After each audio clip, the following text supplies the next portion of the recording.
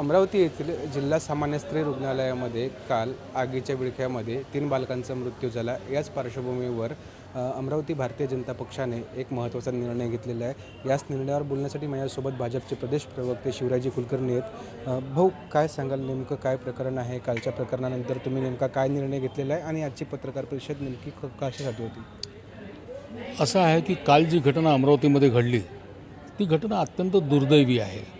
काल जी जिल्हा महिला सामान्य रुग्णालयामध्ये आग लागली, त्या आगीमध्ये 3 नवजात अर्भकं, 3 छोटे बाळ हे जागेवरच त्यांना मृत्यू आला, दुर्दैवी मृत्यू आला।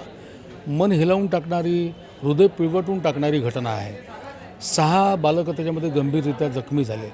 पूर्ण अमरावतीमध्ये शोकलहर आहे। ज्यांनी ज्यांनी ही घटना बघितली, ज्यांच्या ज्यांच्या कानावर गेली, ते सगळेजण ही घटना पाहून सुन्न झालेले आहे। अशा परिस्थितीमध्ये रस्त्यावर आनंदोत्सव, जल्लोष होऊ नये आणि एका संवेदनशील प्रकरण बघता भारतीय जनता पार्टीने रविवारी 6 सप्टेंबरला जी दहीहंडी ठरवलेली होती तो दहीहंडीचा उत्सवाचा कार्यक्रम रद्द करण्याचा निर्णय हा भारतीय जनता पार्टीने घेतलेला आहे। याला माननीय मुख्यमंत्री येणार होते, माननीय सांस्कृतिक मंत्री येणार होते, माननीय महसूल मंत्री आणि जिल्ह्याचे पालकमंत्री बावनकुळे साहेब येणार होते, सगळे लोक याला येणार होते।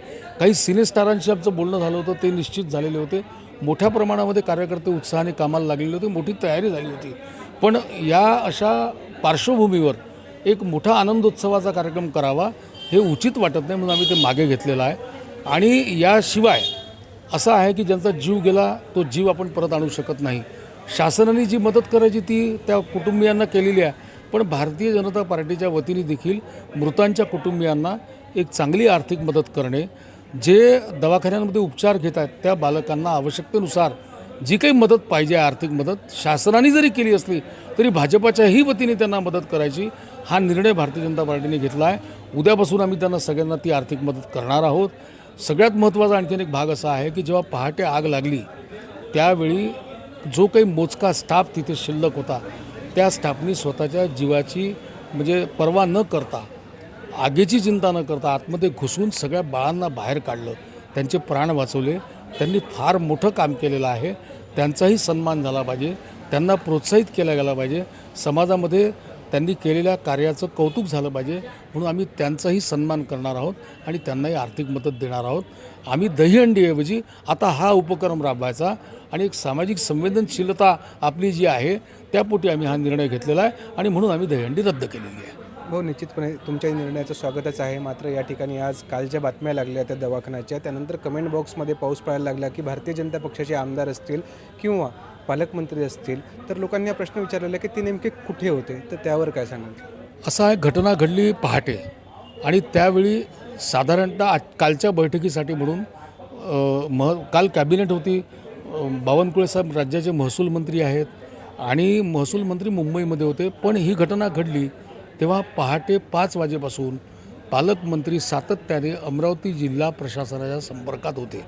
प्रत्येक गोष्टीची छोटी छोटी सूचना, प्रत्येक गोष्टीचे अपडेट, प्रत्येक गोष्टीचा फॉलोअप स्वतः पालकमंत्री घेत होते। पालकमंत्र्यांनी सर्व प्रकारच्या सूचना या जिल्हा प्रशासनाला केलेल्या होत्या। त्यानुसार जो विभाग होता आरोग्य विभाग, त्या आरोग्य विभागाचे मंत्री प्रकाशजी आबिटकर हे कालच्या काल घटनास्थळावर हजर झाले। त्याच्यामुळे त्या विभागाचे मंत्री आले, त्यांनी चौकशीचे आदेश दिले, एक टाईम बाउंड चौकशी करण्याचं आश्वासन दिलं।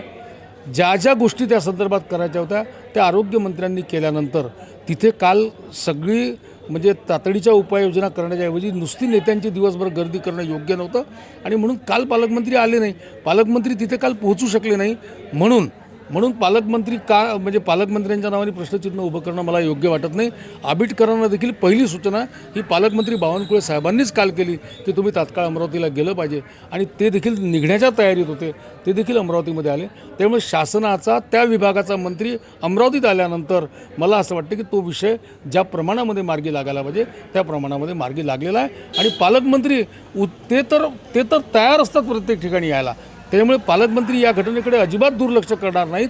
ते पूर्णपणे प्रकरण ढसास लागेपर्यंत, लोकांना न्याय मिळेपर्यंत या प्रकरणाच्या पाठीशी उभे राहतील याची आम्हाला खात्री आहे। भाऊ, एक शेवटचा प्रश्न होता. 2022मध्ये अशीच एक घटना याच जिल्हा रुग्णालयात, स्त्री रुग्णालयात घडलेली होती. यापूर्वी भंडारा येथे सुद्धा अशी घटना घडलेली होती. भारतीय जनता पक्षाचे पदाधिकारी म्हणून अशा घटना टाळण्यासाठी तुम्ही वरिष्ठांकडे कशा पद्धतीने पाठपुरावा करणार आहात? मी तर चक्कपणे भारतीय जनता पार्टीच्या वतीनेच ही मागणी करतो आहे की त्याचं फायर ऑडिट झालं नव्हतं का? झालं नसेल तर कोण जबाबदार होतं? तिथली मशिनरी का बंद होती? त्याच्याकडे कोणाचं लक्ष नव्हतं, त्याला कोण जबाबदार होतं? ज्यांनी हे मटेरियल पुरवलं ते योग्य दर्जाचं होतं की नव्हतं? ते पुरवणारे कोण होते? त्याच्यामध्ये भ्रष्टाचार झाला का? त्याच्यामध्ये कोण कोण सामील होतं? हे प्रकरण इतकं गंभीर आहे की या प्रकरणाच्या निमित्ताने या सगळ्या गोष्टींचा तपास हा सरकारने केला पाहिजे आणि जे जे दोषी आहे त्यांना फासावर चढवलं पाहिजे. या बाबतीमध्ये राज्याचे मुख्यमंत्री माननीय देवेंद्रजी फडणवीस यांनी स्वतः अगदी काल सकाळी पहिल्यांदा आपल्याकडून स्वतःकडून स्पष्ट केलेलं आहे की या प्रकरणामध्ये कोणाचीही गय केली जाणार नाही. याचा उच्चस्तरीय तपास होईल, उच्चस्तरीय चौकशी होईल आणि याची उच्चस्तरीय चौकशी झाली पाहिजे ही आमची देखील मागणी आणि मुख्यमंत्र्यांनी ती मान्य केलेली आहे. आणि मला विश्वास आहे की यावेळी याची उच्चस्तरीय चौकशी होईल आणि जे दोषी आहेत त्यांना निश्चित शासन होईल. तर एकूणच हे होते भाजपचे प्रदेश प्रवक्ते शिवराजी कुलकर्णी. त्यांनी काल घडलेल्या घटनेनंतर भारतीय जनता पक्षाने अमरावतीमध्ये होणारी जी दहीहंडी आहे ती रद्द केलेली आहे. यासोबतच काल जी घटना घडली या घटनेमधील चौकशी व्हावी, तसेच दोषींवर जे ती कठोरात कठोर कारवाई व्हावी अशी सुद्धा त्यांनी मागणी केलेली आहे.